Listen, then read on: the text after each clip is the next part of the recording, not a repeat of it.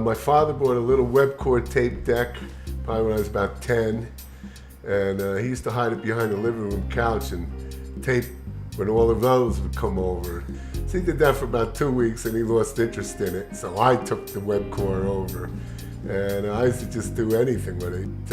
I'd say I started from then.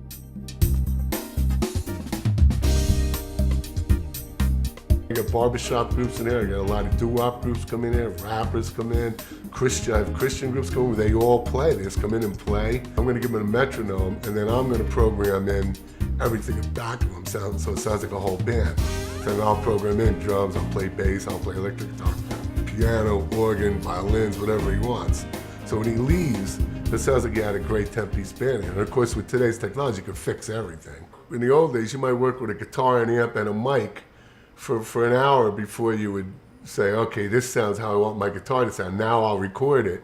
Now people have to watch out not to fall into the problem of, well, I'll fix it in the mix. Doesn't sound that good now, but I'll get it. I'll put this effect on and I'll compress it. I'll put a little reverb on it. I'll boost the mids and then it'll sound good. And I mean, you actually can do that and it does sound good, but I don't know if it sounds as good. I mean, listen to early Elvis Presley stuff. You know, it's done with 2 mics, 3 mics. 3 tracks and no punching, no fixing for the most part. And you'll hear guitar sounds that sound phenomenal. You're like, wow, how'd you get that sound, you know?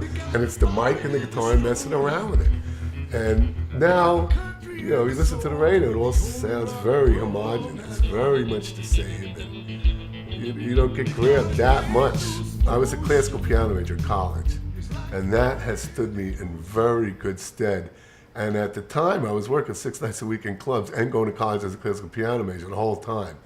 And I mean, you know, the older I get, the more I thank God that I stuck through. I wanted to leave a couple times, quit and go on the road. I had offers to go on the road with bands and stuff. My father said, no, you're staying in school. You're not going to Vietnam. Stay in college, right? So, and now, I mean, all that basic knowledge, you know, doing arpeggios with a metronome and stuff, I'm like, thank God I did that, you know, pitch training and stuff like that. I'm running Sonar 8 as my software. I record on that. I master on a software called Samplitude. I have the Chord PA2X keyboard. I have a Chord Triton. I have a vintage Hammond organ. I have a vintage Wurlitzer electric piano, same one Ray Charles used to use, and the Staple Singers. And I have a Yamaha acoustic piano.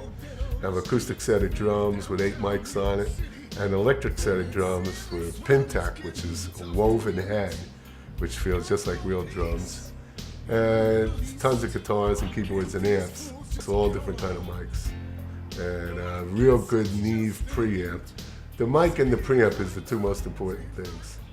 And then of course the thing bringing everything together is my Yamaha O2R 96 consoles.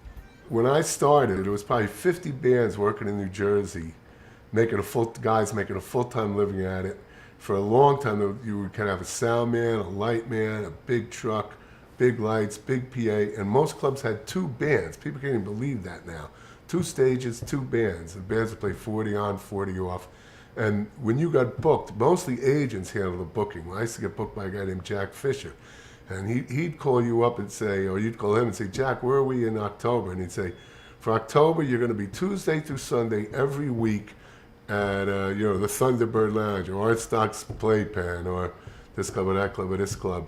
And you'd go there, and from Tuesday through Sunday, there'd be a crowd enough for the club owner to make money and have 2 bands. We used to go into a club for a month.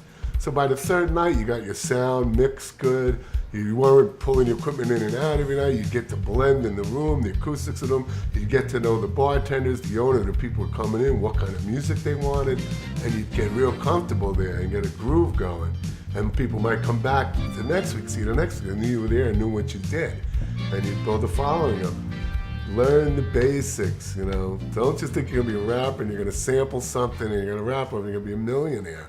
I get guitar players in here, young guys, that could play 50 times better than I could ever play a million perfect notes and don't know what key they're in.